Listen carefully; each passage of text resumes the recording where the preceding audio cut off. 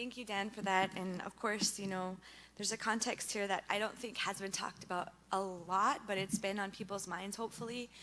And that is the idea of the youth, you know, the young folks, the children, the next generations that are here, that are gonna be here dealing with a lot of these things that within negotiations and within contracts and within work that gets signed for 50 years, the people that work on it ain't necessarily going to be there in 50 years. And so we thought it was really important to allow space for our youth and students to talk about some of the issues that are affecting us and are profound in many ways.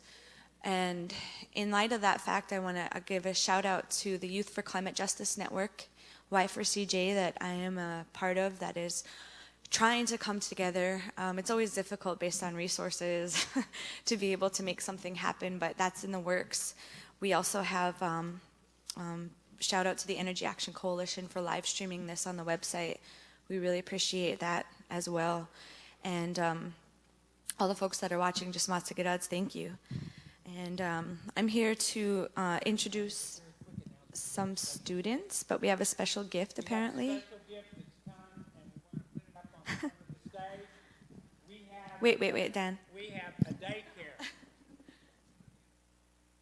Yes, I'm sorry. For all those on the internet, Haskell Indian Nations University has a daycare center for our students, and their children go here to our daycare center. And they have made a Rights of Mother Earth banner they want to give to us. These are our children, our preschool children. And so we're going to put this right up on the front of the stage. Okay, these are our little ones. This is the future generations. That's why we're here. So let's all give a big shout out to the little nations. All right.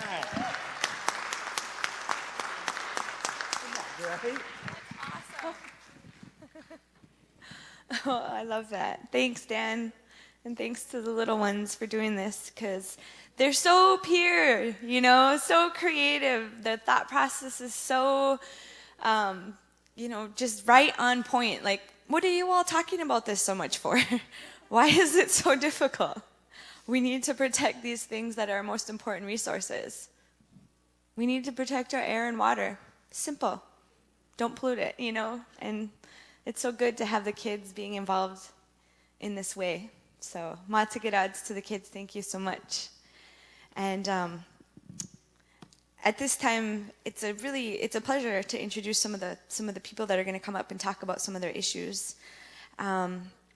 We have Reuben George, who's a Sundance chief of the Tsleil-Waututh Nation, as well as Ben West with the Wilderness Committee, to talk a bit more. We did talk about tar sands, but just a bit more about the oil pipelines and oil tankers. You'll see that we moved the table. They are going to be giving a PowerPoint presentation, so we'll need to dim these lights here right away if we can get them dimmed so we can see the pictures. And I am so happy that we're going to have students and youth here from Haskell to talk about the Wetlands Preservation Organization, because we're here, right here, where there's a huge issue about saving these wetlands that are right here on campus. And we're going to have some students come up and talk about that. And also during lunch, we're going to have the ability to leave, you know, get some food, eat real quick, and then meet at the gazebo and go over to the wetlands. And we're going to have students and youth there that are going to be able to talk about what you can do to support that effort. So that's really exciting. So without further ado, I'm going to go ahead and bring up Reuben George and Ben West. Let's give them a round of applause. Woo. Yep, wherever you want, you can hold it. ACM Hoichka Siam Siaya, Chief Sklutstan Snot Tsleil-Waututh, Chief Yopan Snot Tsleil-Waututh. Tsleil-Waututh means people of the inlet. Like I was explaining yesterday, we are the people of the water. That's where we come from. And like I was explaining yesterday, that's who we are, is people of the water, Clayton. That's my grandfather, Chief Dan George. He is a huge advocate on the teachings of humanity, and the teachings of humanity of the fundamentals of any religious or any spiritual belief are the love, honor, respect, dignity, pride, forgiveness, passion, compassion. He is honorary member of the Jewish and Christian faith and on all different faiths. And when we believed and follow those traditions of that way of life, there's no barrier stopping us. But like I was saying yesterday, when we take those values and we apply them to all of our work, to what we're doing here today, I believe it becomes stronger. And the ceremonies that we do, I believe the things that we do to help us to be better people, those ceremonies come from nature. Those ceremonies come from our connection to nature. And those messages that we get from nature, they explain to us on how to run our ceremonies. That's where I'm from right there. Right there is a picture, and it's only about 5 miles from downtown Vancouver, that picture. And that's a metropolitan city that has 3 million people.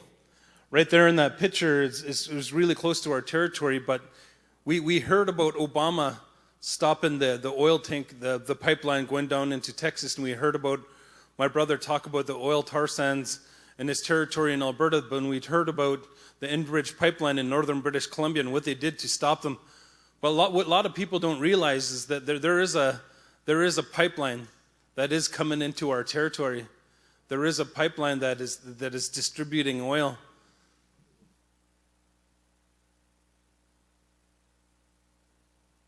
Okay, that's just a picture of our territory, of what it covers. Just that's the city right there, but what we don't see is where the territory goes past. Okay, next one. Like I was saying yesterday, that's our ancestor of where we come from, is connection to the wolf. That's our longhouse where we learn how to be a human being. As I was talking yesterday, 30% are 80% of our First Nations in 1930 in Canada went to residential school, and that's all the children under 18. 50% of them died before their age of 19, and that's part of the hurt and pain that was passed on generationally.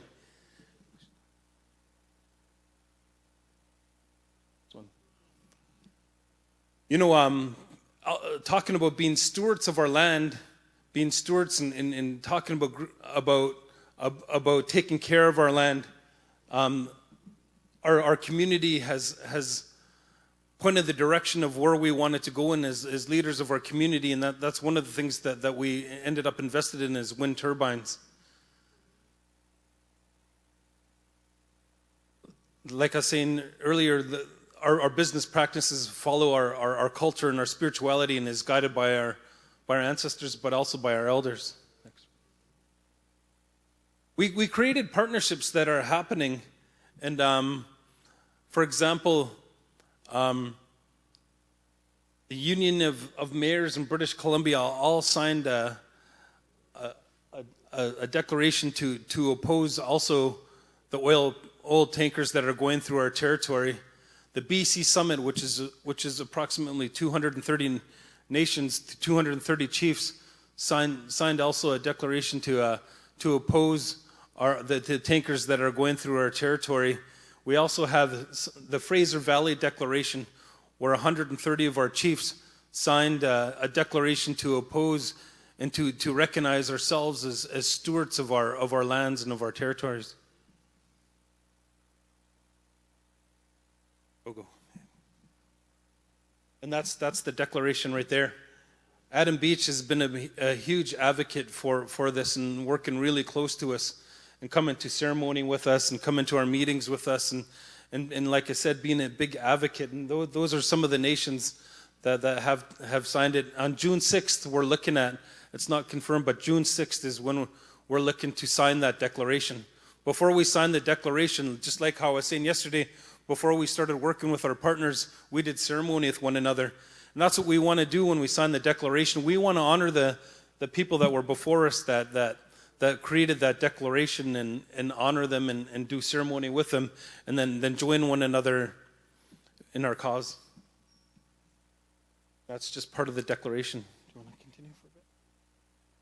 Slide, please. So this is a map that the Wilderness Committee, the group I work for, put together. And what you see highlighted, I don't know if you can quite see it, but the yellow dotted line is the proposed Enbridge project that many people have heard of. But what people have heard a lot less about is the red kind of purple line, that's going from Edmonton down into Vancouver area. And that's an existing oil pipeline. It carries about 300,000 barrels of oil.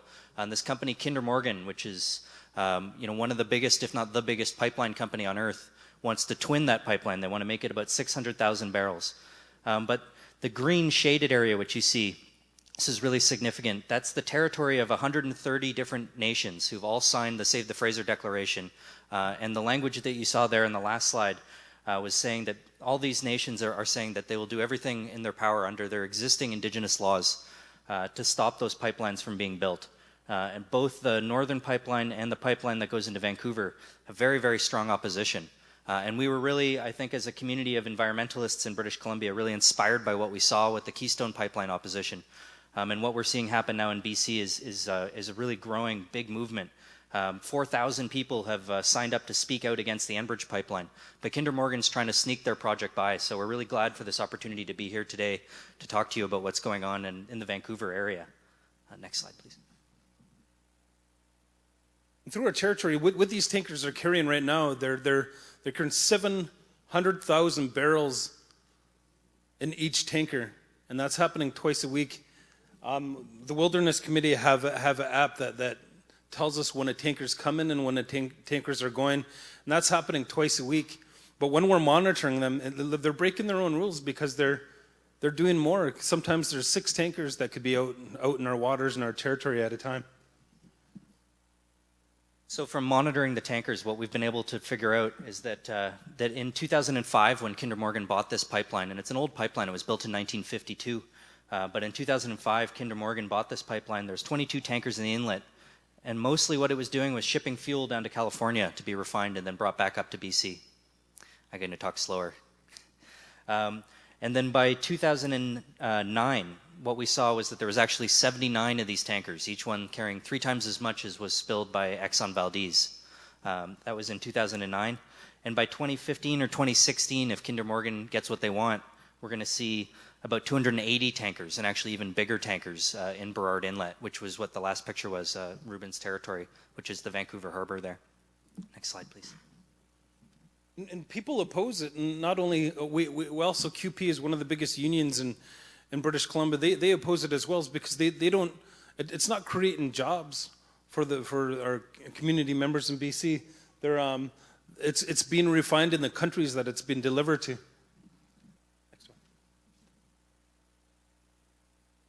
So I just want to say one more thing about Kinder Morgan. This is Richard Kinder, who's the founder of Kinder Morgan, was an executive at Enron. In fact, many of his predecessors, the people who followed after him, are in the midst of 20-year prison sentences.